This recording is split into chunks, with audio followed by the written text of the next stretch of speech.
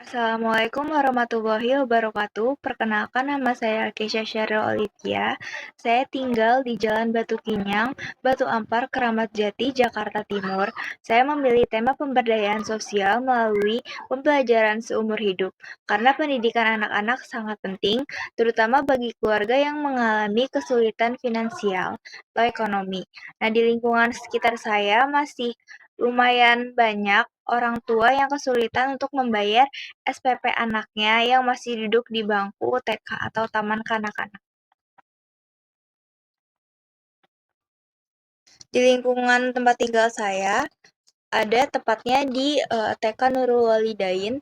Jadi ada beberapa orang tua yang mengalami kesulitan dalam membayar SPP anaknya. Jadi sehingga beberapa orang tua tuh sering terlambat ataupun sering nggak bisa membayar SPP anaknya di TK Nurul Walidain tersebut. Tapi meski begitu, pihak dari TK pun tetap memahami kondisi yang dialami para orang tua dan nggak memaksa buat bayar buru-buru pembayarannya gitu. Jadi anak-anaknya pun tetap bisa belajar dengan yang lainnya. Yang terlibat itu adalah anak-anak usia dini atau anak-anak yang sekitar umur 4 sampai 6 tahun yang mengikuti pembelajaran di TK Nurul Walidain. Pembelajaran di TK Nurul Walidain itu berlangsung secara informal dan cukup menyenangkan dengan metode belajar sambil bermain dan berinteraksi dalam kelompok yang kecil. Nah, hal ini tuh ngebantu banget buat numbuhin rasa kebersamaan dan semangat belajar yang tinggi.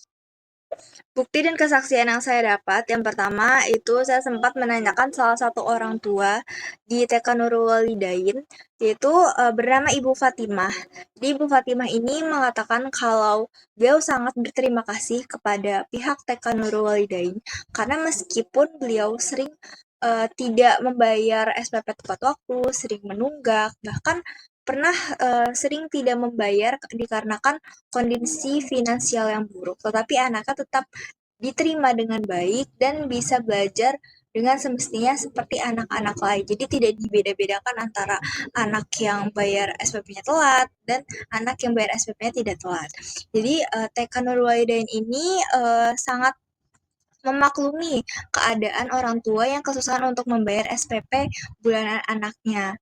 Jadi mereka membuat sistem cicil sebisa orang tua aja mau berapa untuk membayar SPP-nya.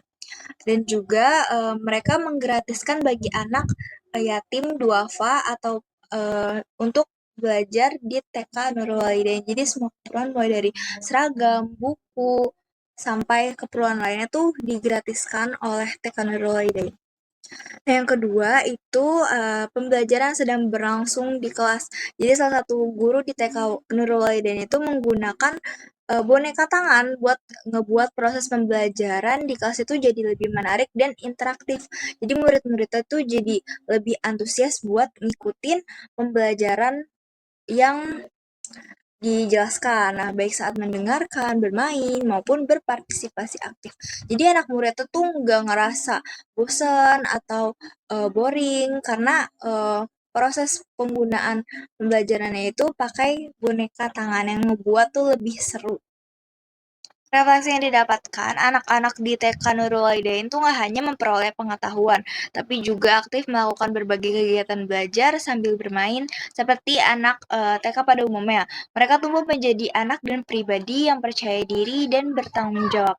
Hal ini sudah mencakup prinsip dalam pendidikan sepanjang hayat, yaitu learning to know, learning to do, learning to be, dan learning to live together. Proses belajar yang melibatkan interaksi dengan teman dan orang tua membangun kemampuan mereka untuk hidup berdampingan secara harmonis, atau learning to live together. Pelajaran yang saya dapatkan, menurut saya pendidikan bukan hanya soal akademik, tetapi juga bagaimana membentuk karakter dan memperkuat solidaritas sosial. Pendidikan sepanjang hayat ini sangat berperan dalam perubahan ini karena menciptakan lingkungan belajar yang inklusif dan kolaboratif, membantu masyarakat dalam mengatasi tantangan bersama, dan membangun masa depan yang lebih baik. Jadi dengan belajar terus-menerus, kita tidak hanya meningkatkan diri, tetapi juga berkontribusi membangun komunitas yang lebih baik. Masa depan ada di tangan mereka yang tak pernah berhenti belajar. Sekian pemaparan dari saya, kurang lebihnya mohon maaf. Wassalamualaikum warahmatullahi wabarakatuh. Sekian pemaparan